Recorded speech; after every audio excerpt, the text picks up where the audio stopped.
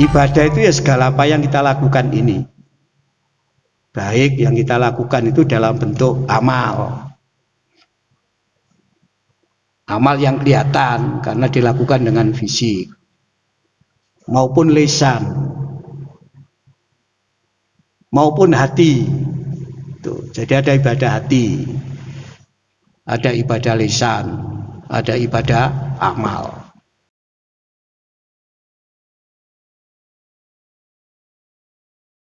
Assalamualaikum warahmatullahi wabarakatuh.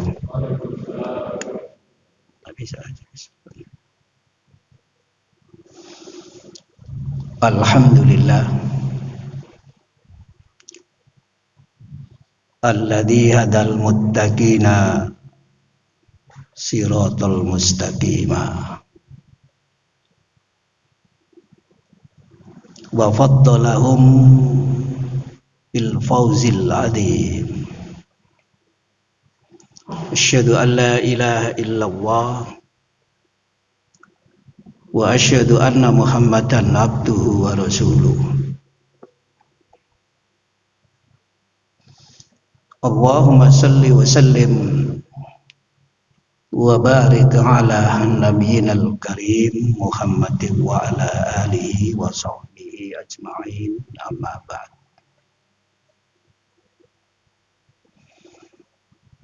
Bapak Ibu jamaah sekalian rahimakumullah, berulang kali kita semua diingatkan untuk senantiasa bersyukur kehadirat Allah Subhanahu wa ta'ala. Karena memang syukur ini intisari daripada pengamalan ajaran agama. Dan betapa sulitnya menjadi hamba yang bersyukur. Syukur atas berbagai karunia Allah yang telah dikaruniakan oleh Allah kepada kita. Karunia itu karunia yang banyak, jumlahnya banyak, macamnya banyak. Di masing-masing macam itu juga jumlahnya banyak, sehingga sering disebut dengan Al-Kautsar. Bukan sekedar katsir, tapi Al-Kautsar. Karena macamnya banyak, jumlahnya di masing-masing macam itu juga banyak. Pokoknya serba banyak lah dan bernilai gitu. Makanya disebut dengan Al-Kautsar. Inna a'tainakal kautsar. Seperti pagi ini itu, kita datang di masjid. Ini karunia Allah yang luar biasa. Ini membuktikan kita itu adalah orang beriman. Apalagi biasa datang ke masjid untuk memakmurkan masjid. Itu diantara sekian ciri orang beriman. Sampai Nabi bersabda, idza ra'aitumur rajula, kalau kamu melihat seseorang ya'tadu al masjidah, senantiasa mendatangi masjid itu, wasyhadu, bersaksilah kamu bahwa dia itu adalah iman. Dia itu adalah iman. Tuh. Sebab apa? Sebab dalam hadis dikatakan Allah berfirman, yang memakmurkan masjid itu adalah orang-orang yang beriman. Innama ya'muru masajidallah man amana billahi wal yaumil akhir. Surat At-Taubah ayat 18. Ini patut kita syukuri. Nah, biasanya pergi ke masjid itu enggak begitu bersemangat kita itu. Tapi kita oleh Allah diberi semangat. Pagi lagi seperti begini, dimulai dari berjuang bangun panjenengan itu. Di musim dingin begini ini, tuh arepe mandi lo gak kuat.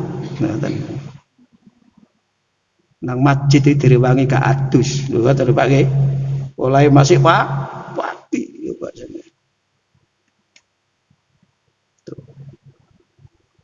Apalagi kita semua benar-benar merasa masjid ini rumah kita, rumah. Sehingga hati kita itu senantiasa ada gantung di dalam hati kita yang namanya masjid itu. Kata wong Jawa itu nyentel, kemana-mana ikut. Ada keterikatan yang begitu dekat hati ini dengan masjid. Dan itu luar biasa itu balasan Allah itu. Sebab Nabi juga menegaskan, dan dulu pernah kita sampaikan hadis ini di dalam kajian fikih masjid dulu. Ada fikih masjid ya. Al-masjidu baitu kulli taqiyin. Itu dulu pernah kita sampaikan. Masjid itu rumahnya setiap orang yang bertakwa kepada Allah. Itu namanya rumahnya yang mesti disambah gitu. Biasa. Bukan ke masjid itu nunut buang air kencing atau buang air besar atau mandi tok, tidak begitu. Karena kalau kencing di WC umum ya minimal 1.000-2.000. Di masjid kan gratis. Tidak itu. Tapi memang rumahnya, rumah ini patut kita syukuri Pak begini ini. Sehingga kita akan terus bersyukur kepada Allah begini. Sampai Allah menegaskan, dan Allah akan menjamin, wa takaffala liman kana al-masjidu baitahu. Allah akan menjamin setiap orang yang menjadikan masjid itu sebagai rumahnya, yang pertama birrauhi, dengan ketenangan. Coba. Tenang itu kemarin sudah kita sampaikan bagian urusan ruh, kayak akhlak kemarin. Kalau sudah urusan ruh, ilmu yang diberikan kepada manusia itu sangat sedikit. Wa ma utitu minal ilmi illa qalila. Dan yang mampu mengungkap sedikit itu Rasul. Rasul. Kita hanya fenomena. Ilmu itu hanya menyentuh fenomenanya. Rasul itu Pak yang memberi penjelasan. Nabi. Karena Nabi itu ya, jangkauan pemahamannya melampaui kita terhadap hal-hal yang sifatnya gaib, itu melampaui kita. Itu Pak pemahamannya loh, itu loh, jangkauannya itu melampaui kita, kayak roh memang diberi oleh Allah sehingga bisa memberi penjelasan kepada kita. Tenang, nah, misalnya seperti itu. Kita ini kan sering tenang itu kalau punya duit banyak. Loh, iya memang betul, tapi yang duit banyak sedih itu juga banyak itu. Yang duitnya banyak sedih itu juga banyak itu. Jadi bukan satu-satunya karena itu. Tenang itu milik kita semua, sedih itu juga milik semua manusia. Tergantung bagaimana memanage semuanya itu. Rahmatilah, dikaruniai rahmat, masya Allah. Tuh, yang punya rahmat itu kan Allah. Meskipun ono jenenge rahmat, tapi ya jenenge ta.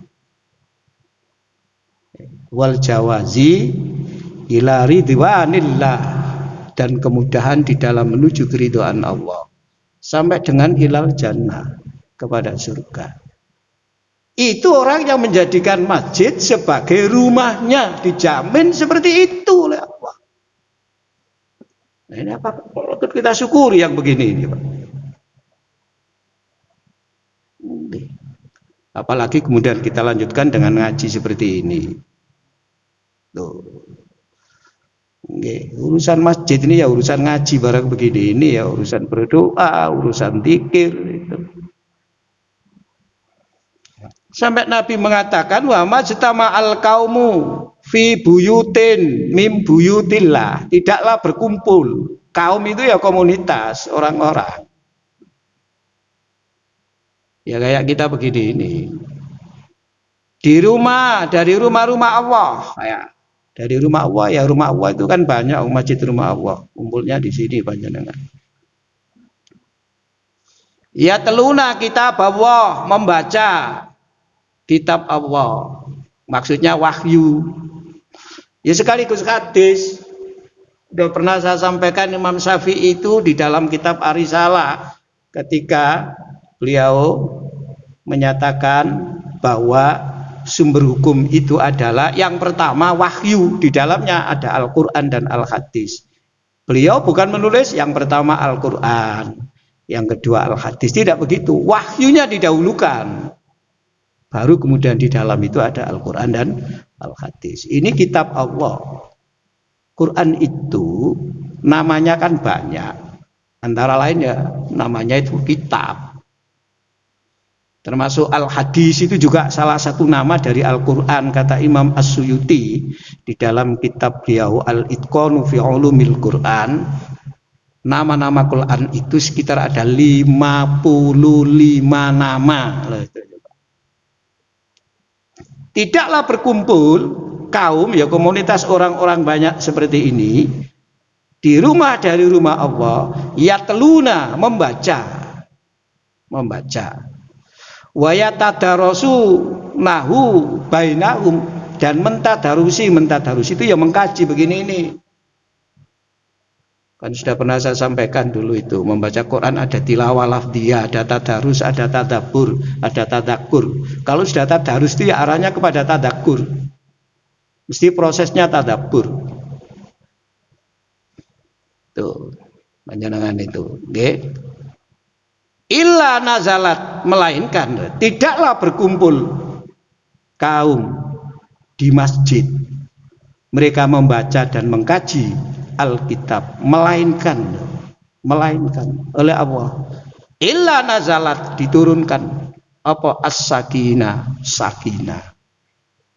Sakinah itu ya ketenangan. Meskipun biasanya sakinah ini diterangno nek ana kegiatan walimah nikah, biasa gitu, karena nikah itu tujuannya sakinah, bukan hanya nikah, ngumpul begini untuk mengkaji kitab itu juga insya Allah diberi oleh Allah sakinah,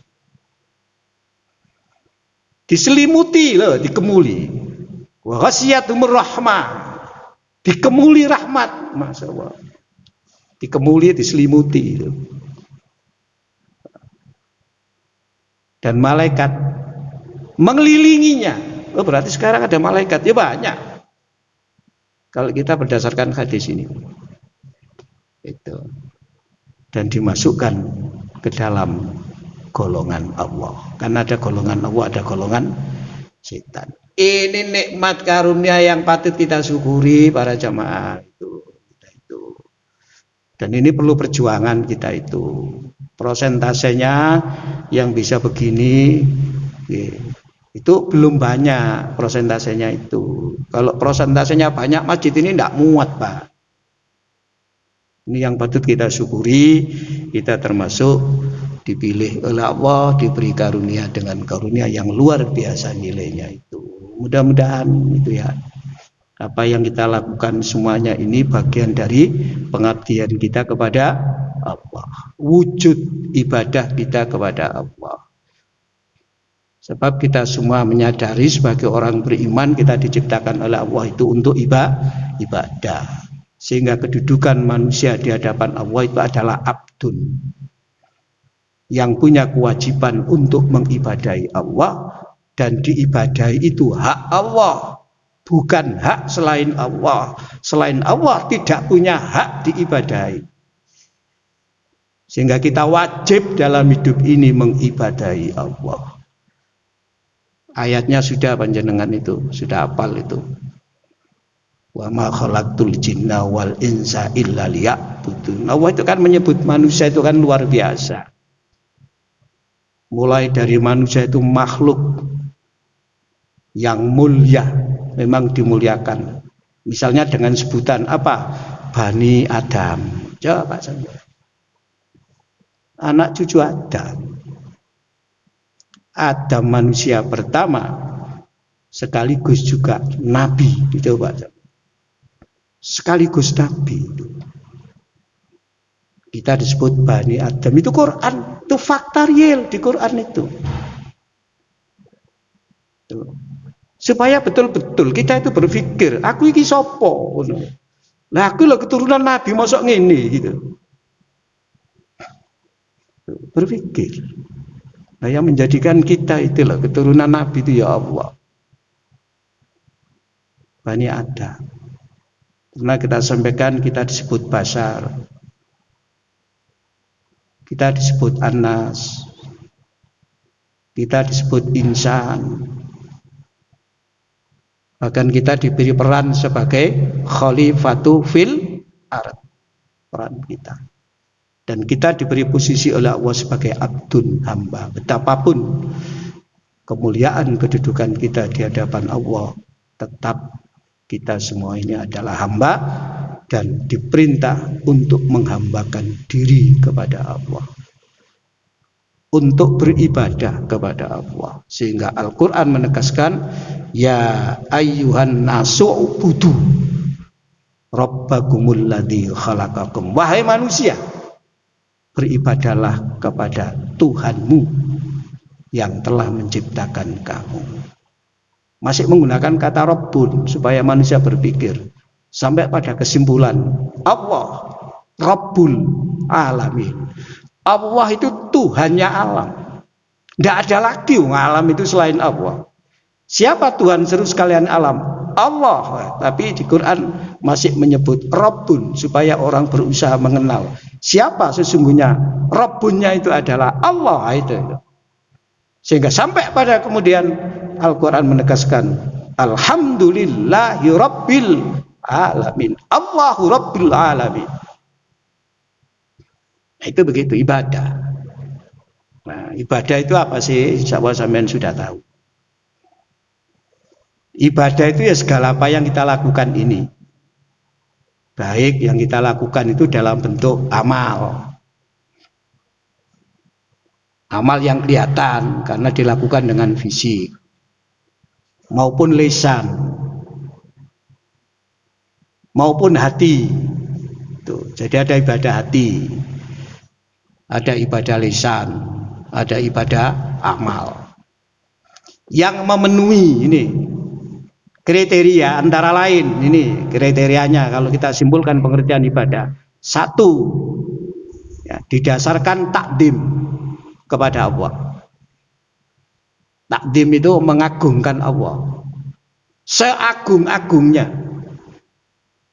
membesarkan Allah sebesar-besarnya. Itu satu. Dua, khudu', didasarkan pada merendahkan diri serendah-rendahnya di hadapan kebesaran Allah. Tuh. Dan ini urusan hati itu. Ini hubungannya dengan iman kalau itu. Yeah. Sampai tadarruk, tawadhu yang sering saya sampaikan. Khudu' itu namanya itu. Merendahkan diri serendah-rendahnya. Yeah. Tiga, tunduk itu diwujudkan dengan taat. Nah, begitu taat ini sudah masuk kategori ya, mengamalkan. Baik amalan itu ada di dalam hati, lisan maupun perbuatan. Sholat itu ya ada amal lisan, ada amal perbuatan, ada amal hati. Ibadah itu begitu, ada yang begitu. Tuh. Nih, tunduk, ya melaksanakan segala apa yang dari ketentuan Allah itu. Empat, ya, berkeinginan dalam hidup itu diridhoi oleh Allah. Kenapa tunduk? Supaya Allah itu ridho. Allah itu puas melihat kita itu. Gitu. Allah tidak melaknat. Itu namanya ridho. Ridho itu. Ridho itu ada arti tapi sebenarnya bukan arti yang sesungguhnya, tapi sebuah gambaran. Ridho itu puas gitu loh. Kalau panjenengan memberi sesuatu kepada anak, lalu panjenengan berkeinginan agar sesuatu yang diberikan itu digunakan seperti ini. Ternyata digunakan seperti keinginan panjenengan yang baik. Begitu digunakan panjenengan puas, itu namanya ridho. Ridho itu begitu. Makanya ridho itu di atas ikhlas. Sudah pernah kita sampaikan kemarin. Kalau kita bicara tasawuf, makom ridho itu di atas ikhlas. Makom ridho itu. Dan yang kelima, mengharap pahala di akhirat kelak. Karena pahala itu tidak kelihatan. Jadi jangkauannya itu bisa menjangkau pahala itu kayak apa, gitu ya. Bisa membayangkan yang gaib itu kayak apa. Akhirat itu kayak apa, meskipun hanya diberi informasi sekarang. Surga itu kayak apa, neraka itu kayak apa, terjangkau dalam bayangannya itu. Terjangkau. Kalau 5 ini ada, itulah ibadah hidup kita ini. Innas sholati wa nusuki wa mahyaya wa mamati lillah, itu ya 5 itu. Apa ae? Entah itu ada di dalam hati, lesan, panjenengan mengucapkan alhamdulillah. Lah kalau seperti itu ibadah. Dan ibadah yang begini ini pahalanya luar biasa besarnya. Tapi suasananya tadi yang 5 itu, Pak. Nggak sekedar diucapkan. 5 tadi itu. Ini yang susah itu kan ini, Pak. Kita berusaha ke sana terus itu kan gitu. Takdim, khudu, taat, ridho, mengharapkan pahala di akhirat. Pahala itu kita butuhkan. Nggak ada nggak butuh pahala itu, nggak ada nggak butuh pahala itu. Semua butuh. Kalau orang berpikir jangka pendek ya nggak butuh. Tapi kalau berpikir kehidupan jangka panjang, oh tentu itu akan dicari. Dan orang yang seperti ini tidak akan meremehkan amal baik, meskipun amal baik itu kelihatannya sederhana. Kayak ketemu teman tersenyum, itu tidak akan diremehkan. Ada duri di jalan, diambil. Tidak akan diremehkan. Apalagi ngurus masjid rumah Allah, Masya Allah. Itu ibadah. Nah, bagaimana kita bisa beribadah dengan baik? Allah menurunkan Nabi. Allah mengutus Nabi itu. Manusia biasa nggak bisa, Pak. Nanti kita hubungkan dengan materi kemarin.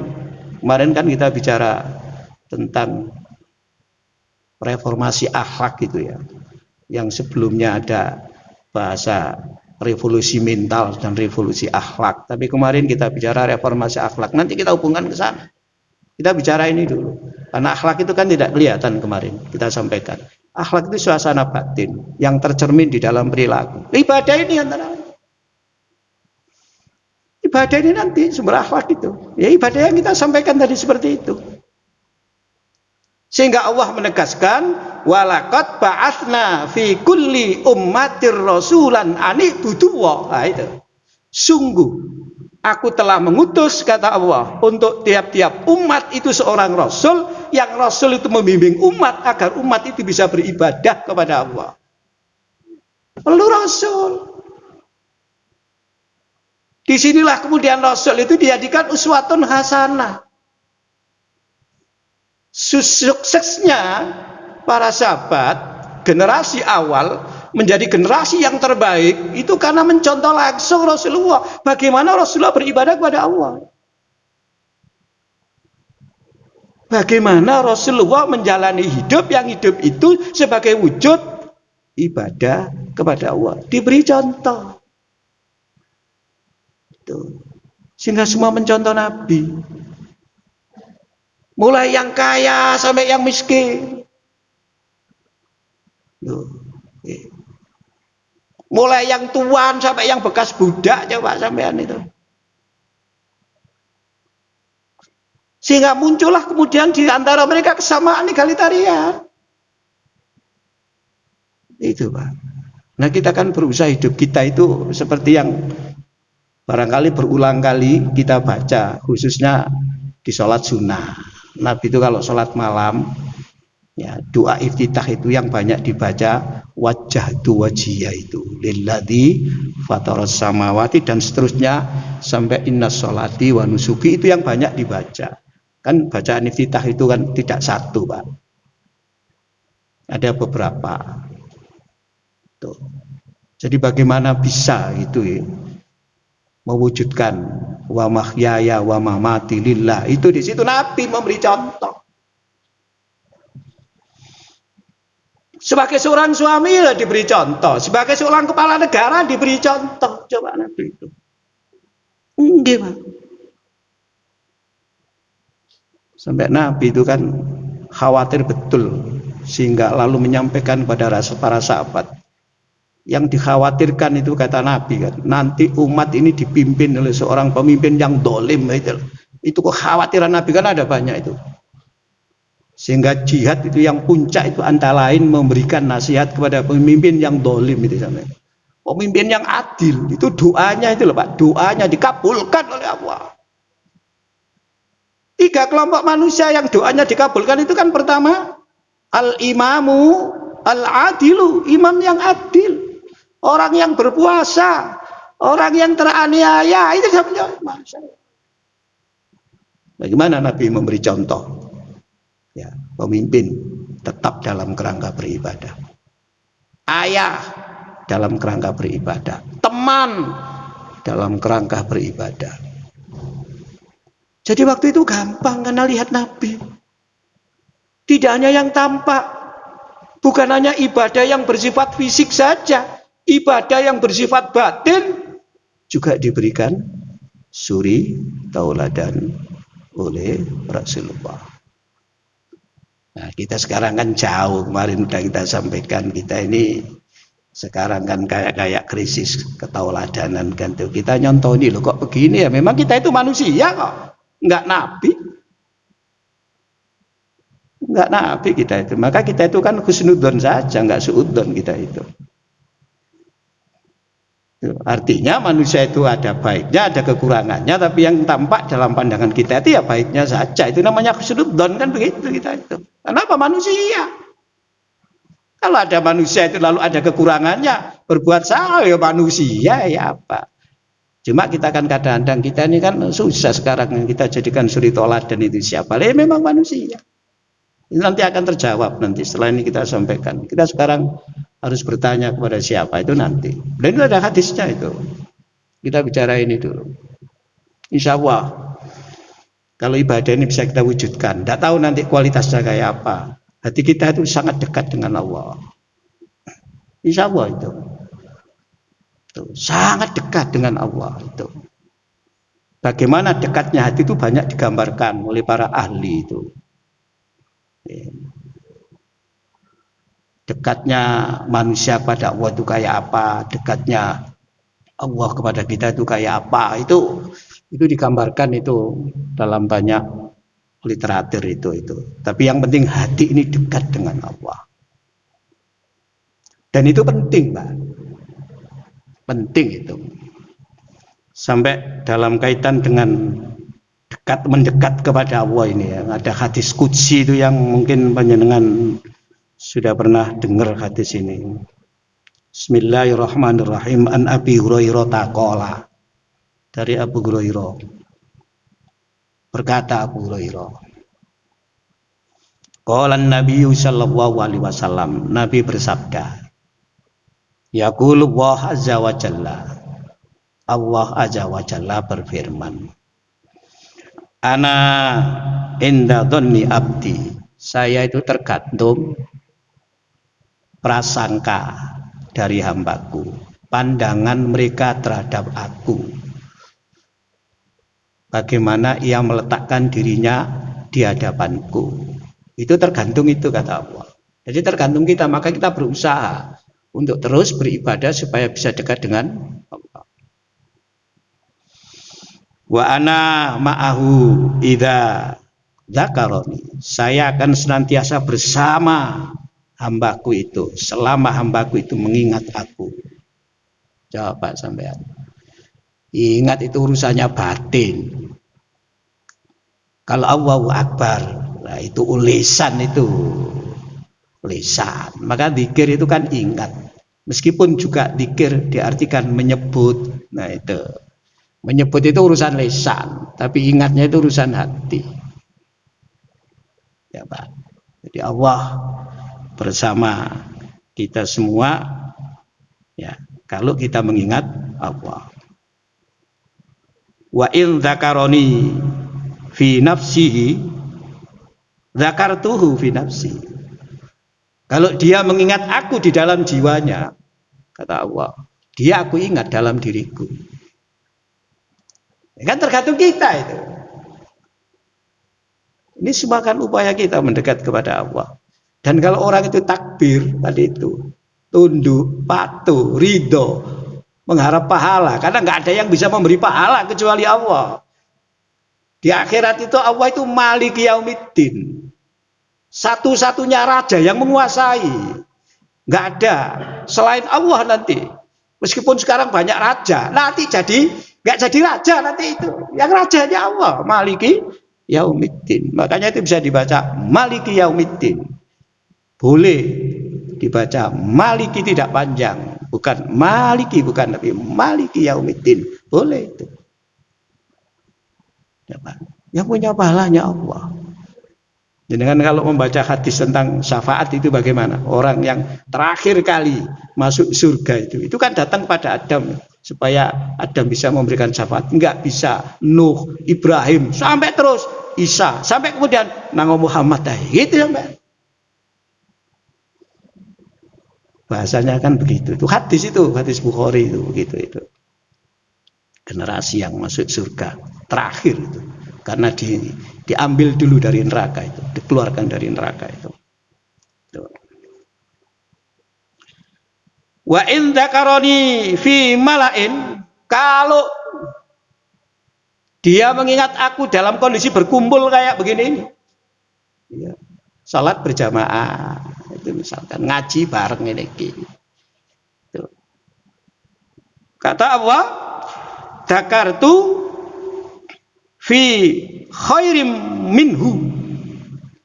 Aku akan mengingat lebih baik daripada ingatan mereka kepadaku. Kata Allah itu. Ya tergantung kita, Allah. Disinilah pentingnya kita berusaha itu karena di sini nih Pak itu. Meskipun kita ya, patut bersyukur kayak seperti begini ini sudah patut bersyukur kita itu gitu. Tapi tetap berusaha terus seperti itu. Wa in taqarraba ilayya shibron, kalau dia itu ya, berusaha mendekat kepadaku sejengkal. Bu sejengkal bisa biro toh Pak? Sejengkal. Bahasa sejengkal itu kan pendek Pak ya itu ya. Berusaha segitu. Ya. Taqarrabtu ilaihi dira'an, kata Allah. Saya akan mendekat kepadanya sehasta. Coba sampai. Lebih. Nah, responnya lah seperti itu Allah itu Masya Allah pada kita. Kita patut bersyukur. Tentu yang mendekat itu ya hati Pak. Fisik mengamalkan sikap tunduk patuh tadi itu. Tuh. Yeah. Wa in taqarraba ilayya dira'an taqarrabtu ilaihi ba'an. Kalau dia mendekat kepadaku sehasta, aku akan mendekat kepadanya sedepa, sadepo.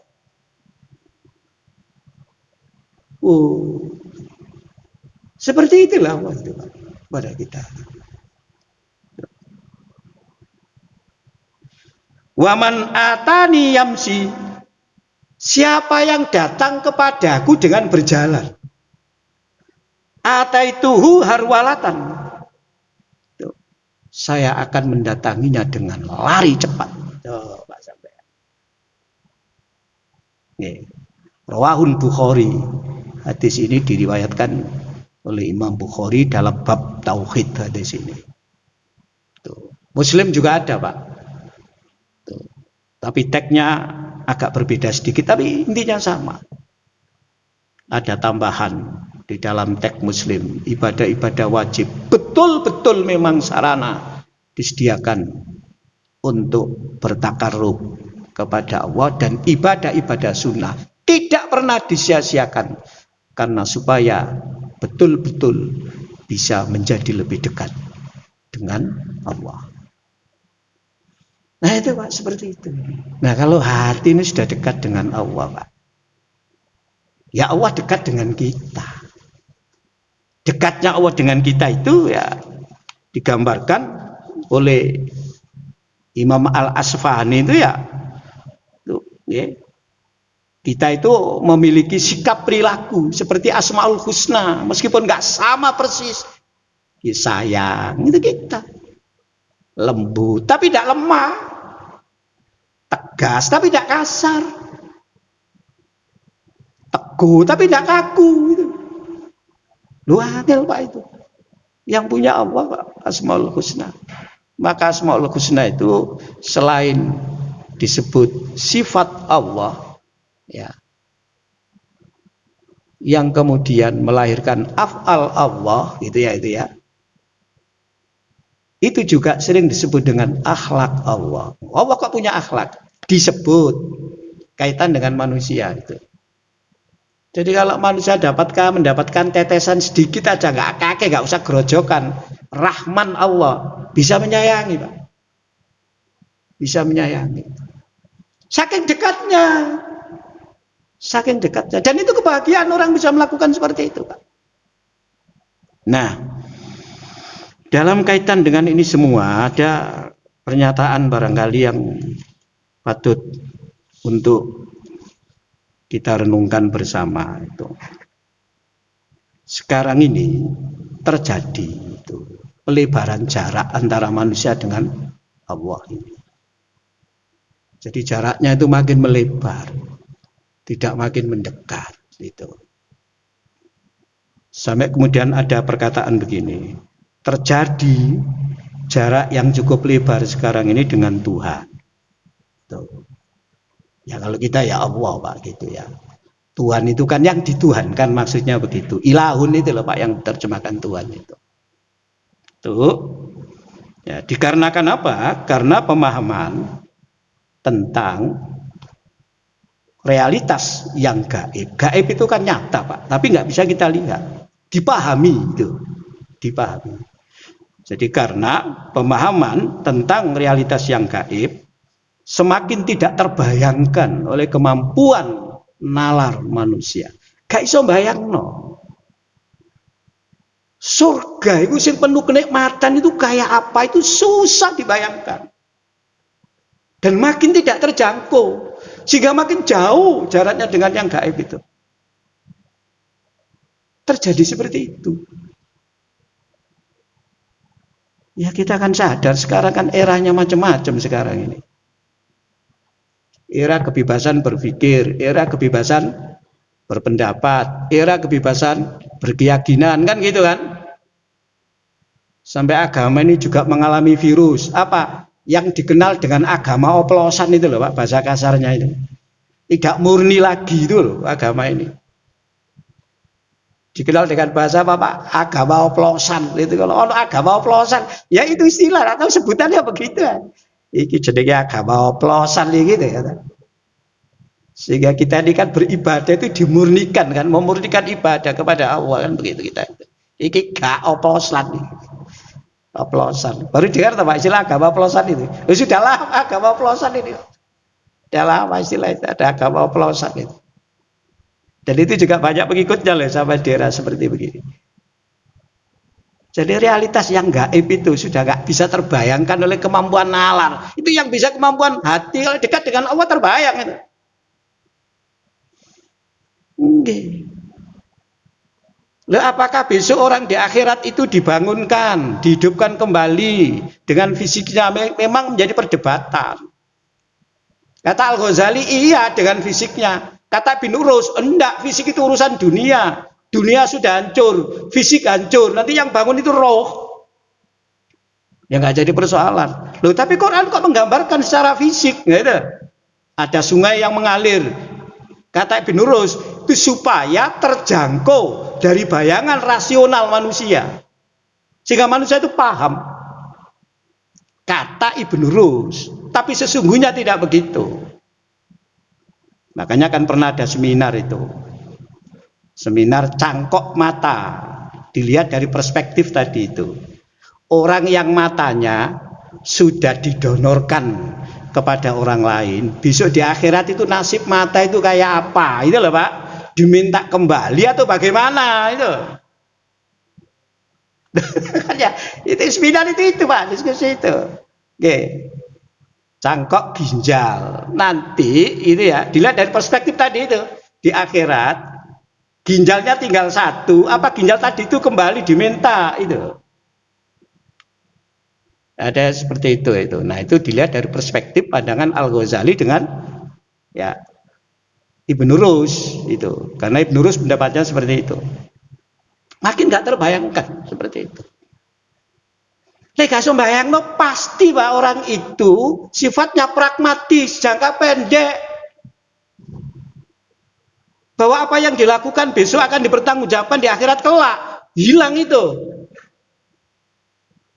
Cuma ngono saiki wong pemilu ini gak disurung 500.000 yo gak budal kok sampeyan. Ya ngeten iki lho Pak sampeyan ngeten. Jangka pendek, Pak. Kadang-kadang begitu. Enggak berpikir jangka cepat, enggak terbayangkan soalnya itu. Sehingga berakibat itu ya, melebarnya jarak antara manusia ya dengan sesamanya dan dengan alam lingkungannya. Karena manusia tidak lagi merasa sebagai bagian dari sosialitas dan alam lingkungannya. Bahkan ia bersifat egois gitu ya, merasa mampu berdiri sendiri. Dan itu ditunjukkan di tengah-tengah kehidupan ini dengan penuh keangkuhan, gitu Pak. Tuh. Wah ini susah Pak. Ngomong sebagai angger, ngomong lah sampai. Sebagai orang Islam itu kan kadang-kadang kita merasa miris Pak. Kalau kemudian ada ungkapan agama ini agama impor, enggak ada wong Islam diturunkan oleh Allah rahmatan lil alamin kok impor bagaimana? Memang dari situ, tapi memang oleh Allah itu ya rahmatan lil alamin, bukan spesifik, bukan agama lokal ini. Agama universal ini. Wa ma arsalnaka illa rahmatan lil alamin. Kok ngene sih kemudian wong ngomong? Dan tidak pernah kemudian merasa iya ya, saya kok bicara begitu gitu. Misalnya Pak ini misalnya gitu. Dan macam segala lah, macam segala. Ya apa ya? Akhirat nggak bisa dijangkau tadi itu, Pak. Muncul begini. Tidak aja itu Pak, yang lebih tragis itu adalah pelebaran jarak antara manusia dengan dirinya sendiri, tidak kenal. Kata bahasa Al-Qur'an itu dia lupa terhadap dirinya. Tuh. Karena ada ayat ya ayyuhalladzina amanu taquwa wal tandur nafsum ma qaddamat liqad dan seterusnya itu. Wala takunu kalladzina nasuwaha fa ansahum anfusahum. Allah melupakan mereka pada dirinya sendiri. Ada jarak. Karena apa? Ketidakpahaman manusia sendiri terhadap batas-batas kemanusiaannya dan otonominya sebagai makhluk Allah. Kayak Tuhan dia itu. Coba panjenengan. Ini kalau tidak diatasi dengan tadi, sulit Pak ya begini. Maka konsep ibadah, konsep bertakarruf itu salah satu jawaban. Nah, demikian nanti kita lanjutkan hubungannya dengan bagaimana upaya mereformasi akhlak di tahun 2021 yang kemarin kita bahas itu. Sudah 2 pertemuan, 3 pertemuan ini Pak kita itu. Nanti kita akan ke sana nanti itu. Mudah-mudahan apa yang kita diskusikan hari ini ya menjadi renungan kita bersamalah dan menggugah kita itu. Bagaimana Allah itu ya merespon upaya kita dalam rangka mendekatkan diri kepada kita itu. Sehingga kita senantiasa menjadi orang-orang yang sangat dekat dengan Allah. Ada hal yang perlu didiskusikan, monggo, silakan.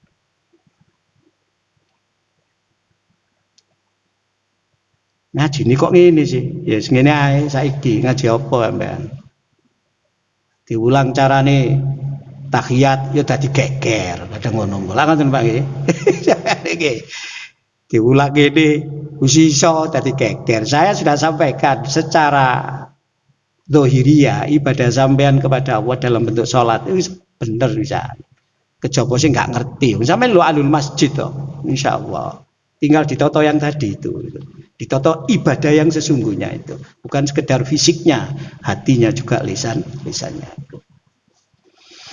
Kalau nggak ada cukup sampai di sini. Mari kita akhiri dengan berdoa. Ampun supe nggih niku sing infak didoakan. Ngoten nggih Pak nggih? Cara pribadi. Sebab setiap pagi itu ada apa Pak? Ada malaikat yang mendoakan mereka-mereka yang infak sedekah. Dan infak sedekah itu salah satu protokol kesehatan. Karena sedekah itu bisa menolak 80 hal Pak itu. 80 hal. Termasuk yang pernah kita bahas bisa menghapus dosa. Sedekah itu kayak air memadamkan api. Api itu dosa, air itu sedekah. Sampai seperti itu. Oh, hebat. Malaikat lho ndongakno. Malaikat ndongakno kok awak dhewe gak ndongakno mek mangan tok. Wis dipangan tek dicacat bisa ada. Kayak gini Pak ya itu. Tuh, mari kita berdoa bersama-sama. A'udzubillahi minasyaitonirrajim. Bismillahirrahmanirrahim.